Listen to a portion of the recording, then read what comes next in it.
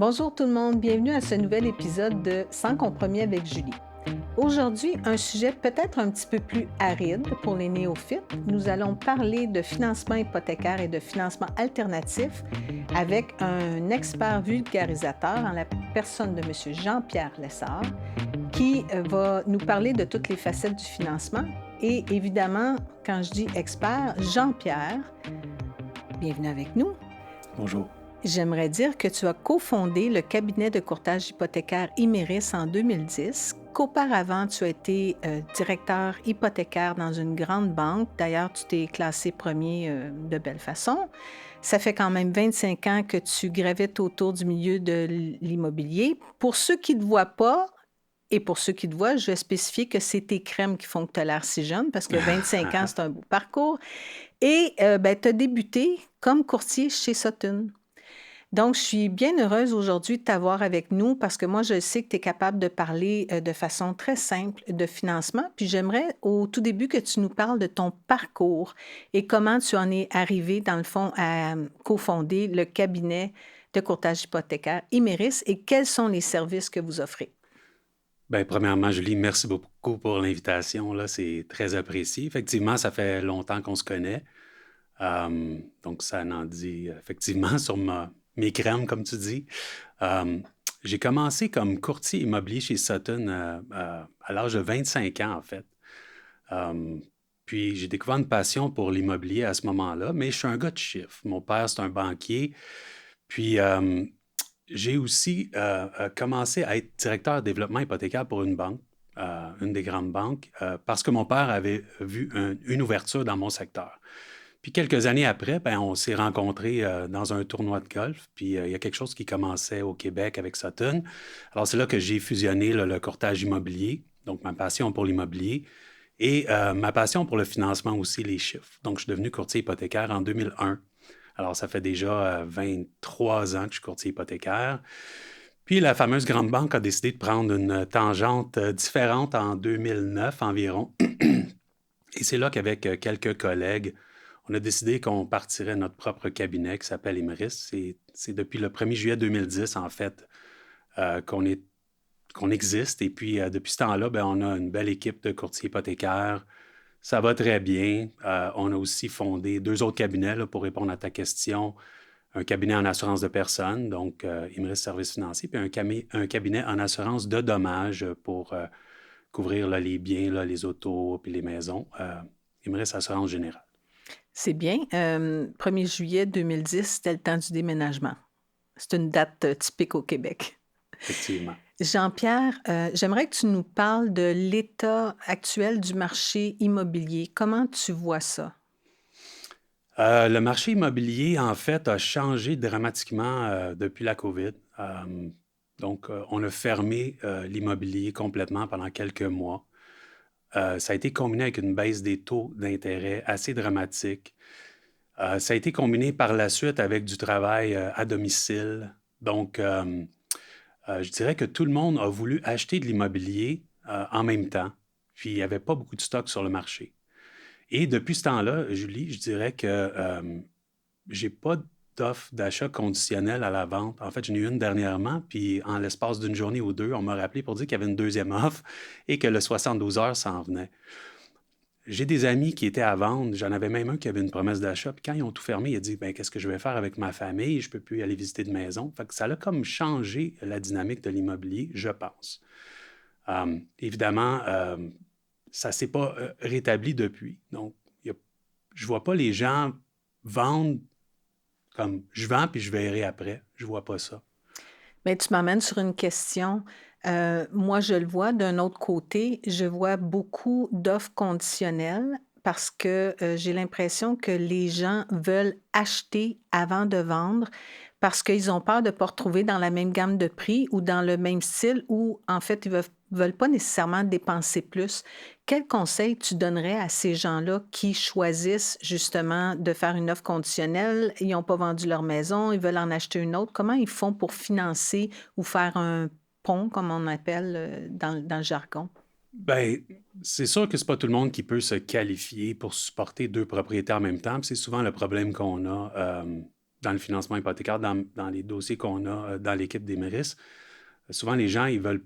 La maison n'est même pas à vendre, j'en ai un présentement là. Donc, on doit être capable de les qualifier. Puis ce qu'on voit de plus en plus, c'est que les parents commencent à aider. Donc, peuvent aider avec un don le temps qu'ils vendent la propriété, ou les gens vont décider tout simplement de mettre leur propriété actuelle en vente. Donc là, ça enlève un peu cette charge-là aux clients. Donc, il faut quand même trouver des solutions parce qu'il n'y en a pas des solutions où tu ne te qualifies pas, puis on te fait le financement quand même. Dans un prêt assuré, évidemment, ça prend toujours une mise de fonds. Fait que, et oui, il y a du financement alternatif. On peut aller vers un privé temporairement. Il y a des prêteurs entre le privé et le bancaire qui vont avoir des ratios étendus. Donc, il y a effectivement plusieurs solutions. Et d'ailleurs, c'est juste ça que je fais, des solutions, là. Pas juste ça, mais en grande partie, on en trouve pour nos clients. Quand ça existe, on va effectivement le trouver. Donc, les parents, ça, c'est un bon point. Beaucoup de parents ont beaucoup d'équité sur leur propriété. Donc, si la maison n'est pas vendue et qu'ils n'ont pas le 20 des fois, les parents sont capables de faire un don de leur marge de crédit hypothécaire, par exemple. Et là, ça permet justement là, d'aller vers les solutions hypothécaires. Et par la suite, possiblement que la maison va se vendre rapidement aussi, puis qu'on va refaire le financement encore. Parce que de ma compréhension du marché actuellement, il manque encore beaucoup d'inventaire. Donc, quand tu dis possiblement que la propriété va se vendre, c'est parce qu'on sait que aussitôt qu'un bien correct à un prix correct sort, généralement, il est rapidement vendu. Et, Oui. et là, je t'emmène sur un terrain glissant, c'est-à-dire les récentes baisses de taux d'intérêt après les 8 hausses consécutives, je me rappelle bien qu'on a eu là, après la pandémie. Est-ce que ça change le comportement des consommateurs, première des choses? Deuxième des choses, quelle est l'influence sur dans le fond, les taux fixes et les taux variables? Quel serait le meilleur positionnement aujourd'hui sur un taux? OK. Pour la première partie de ta question par rapport au marché de l'immobilier, comment on voit ça, effectivement, il y a plusieurs personnes qui ne se qualifient pas.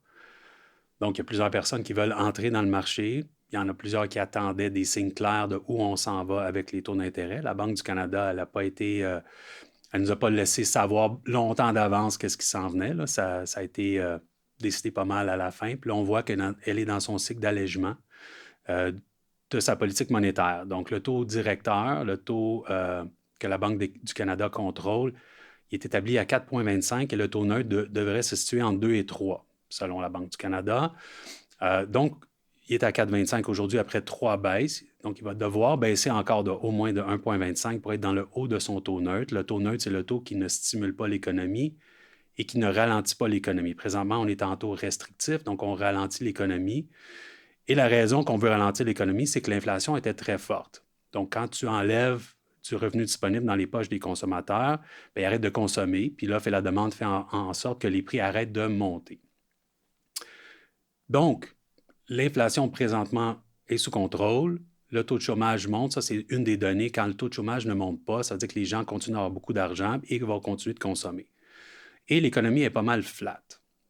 Donc, la trajectoire actuelle, c'est baisse. Et on devrait baisser encore au moins de 1,25. Plusieurs experts pensent 1,75, même 1,5, 1,75. Donc, il resterait encore 6-7 baisses. Est-ce qu'elles seront consécutives? Il y a un mois, je te dirais oui. Maintenant, l'économie mondiale, les activités de partout à travers le monde nous affectent directement. Et ce qu'on a présentement, c'est une escalation des tensions au Proche-Orient. Il y a beaucoup de pétrole là-bas. Alors, c'est sûr que s'il arrive quelque chose et que le pétrole augmente rapidement, voire double, peu importe, l'inflation va recommencer à monter. Pourquoi? Parce que tout ce que tu vois autour de toi ne pousse pas ici. Même la plante, je suis sûr qu'elle a été livrée ici. Donc, quand tout est livré, bien évidemment, ça prend du pétrole, ça prend du gaz. OK. Et si le gaz augmente, bien, tous les prix montent. Tous les prix augmentent. Évidemment, nos auditeurs ne voient pas la plante. Juste pour te faire un petit clin d'œil. Donc, parce qu'il y avait évidemment un espoir que le 26 octobre, je crois, le taux allait baisser encore de 0,5%. Donc, selon ce que tu me dis, puis on s'entend de parenthèse que personne ne peut prédire l'avenir, mais selon ce que tu me dis, peut-être qu'on s'est un peu trop excité sur la baisse de 0,50. Mais malgré ça, Est-ce que tu vois quand même un comportement qui change, c'est-à-dire les gens qui étaient en attente justement parce que les taux étaient trop élevés de un peu s'en aller sur des achats? Ça, c'est la première des choses. Puis comment cela va affecter, dans le fond, les renouvellements? Parce qu'on sait qu'il y avait beaucoup de craintes au niveau, dans le fond, des 2, 3 prochaines années pour le renouvellement hypothécaire avec la hausse des taux, qu'il y aurait des reprises de possession, bien que les banques ont été très tolérantes là, pendant une période. Si tu me parlais un peu de tout ça, qu'est-ce que tu vois dans un avenir d'1 an, 2 ans? Oui, donc le taux du demi, pour commencer avec ça, on pense que le taux va quand même baisser parce que c'est déjà comme bâti. On est déjà au mois d'octobre. Pour parler des taux, là, dépendamment de ce qui va arriver, je dirais, est-ce que ça va être l'ascenseur directement jusqu'en bas? Peut-être ça serait plus si tu es dans un centre d'achat à plusieurs étages, puis là, tu prends l'escalier roulant. Puis là, ça se peut qu'il va falloir que tu restes là un petit peu sur ce palier-là avant de redescendre. Donc, ça va redescendre, mais peut-être pas aussi vite qu'on pense, tout dépendant de ce qui se passe. Les gens qui étaient sur les lignes de côté, oui, commencent à rentrer dans le marché parce que quand les taux baissent, la qualification s'améliore et ils sont capables d'atteindre peut-être le produit, le bien immobilier qu'ils voulaient acheter. Plusieurs aussi pensent que si ça continue de baisser rapidement, il va y avoir de plus en plus de monde dans le marché et ont peur de se retrouver à nouveau sur la compétition Des avec offres des offres multiples, multiples. oui. Et il y a des nouvelles, peut-être qu'on va en parler plus tard, mais des nouvelles annonces qui ont été faites par le gouvernement fédéral pour aider les premiers acheteurs aussi au niveau de l'amortissement et le prix d'achat. Donc ça, je J'y reviendrai. arrive, justement. On y reviendra. J'ai eu dans un précédent podcast une discussion justement sur cette mesure d'allègement où les gens pourront, dans le fond, avoir un amortissement de 30 ans au lieu de 25. C'est quoi ton opinion là-dessus? Si on peut se qualifier sur 30 ans pour le premier acheteur, c'est quelque chose qui va être très, très temporaire. C'est un soulagement temporaire où, en fait, c'est que ça va permettre à cette personne-là peut-être de se qualifier de 5 de plus. Juste pour imaginer, si je me qualifie pour 300, puis je le mets sur 30 ans, je me qualifie pour 315. Donc, est-ce que ça aura un impact fondamental pour le bien-être des Canadiens? Je ne pense pas. Je pense que dès que le prix va remonter de 5 l'impact va déjà être nul. Même chose pour le prix d'achat de 1,5 million, le plafond qui a été remonté à 1,5 million. Ça affecte certains marchés plus que d'autres. Là. Au Canada, on s'entend, là, les marchés qu'on connaît, Vancouver, Toronto. Mais à Montréal, le petit plex, le 4, 3, 2 duplex, il y en a beaucoup qui sont déjà dans ces eaux-là. Et en discussion avec une courtier de Sutton, pas plus tard que la semaine dernière, elle me disait qu'il y avait déjà de la surenchère à ce niveau-là. Donc là, C'est vrai, je te le confirme. on va permettre à tous ceux qui n'ont pas le 20 de venir se battre là-dedans. Donc, est-ce que ça va avoir un impact positif pour le prix des maisons? Je ne pense pas. Je pense que si on permettait de qualifier sur 25 ans, puis on leur donnait l'option d'aller sur 30 ans pour leur donner un allègement dans leur budget, oui. Mais si on va les qualifier sur 30 ans, ça va être très, très court, là, le bien-être de cette politique-là. Ah, tu vois, tu amènes une perspective à laquelle je n'avais pas pensé, de qualifier sur 25 ans, mais de leur permettre de payer. Oui. Euh, Cabinet de courtage hypothécaire Imeris.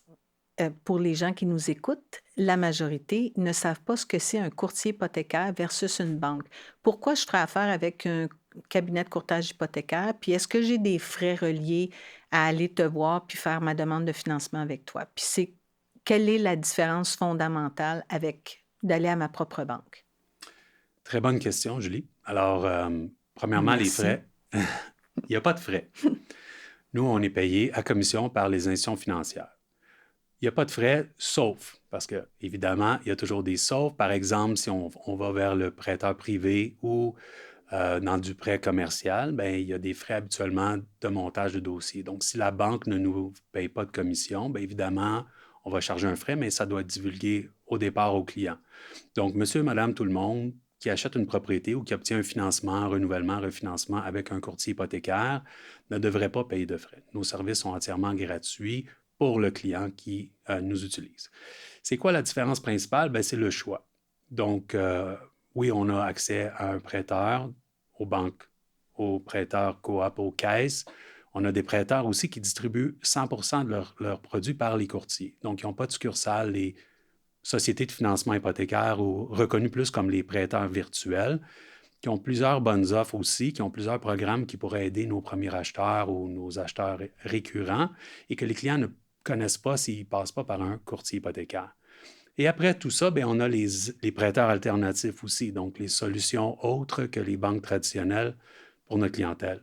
Quand tu parles de solutions prêteurs alternatifs, est-ce qu'on parle de prêteurs privés ou c'est autre chose complètement?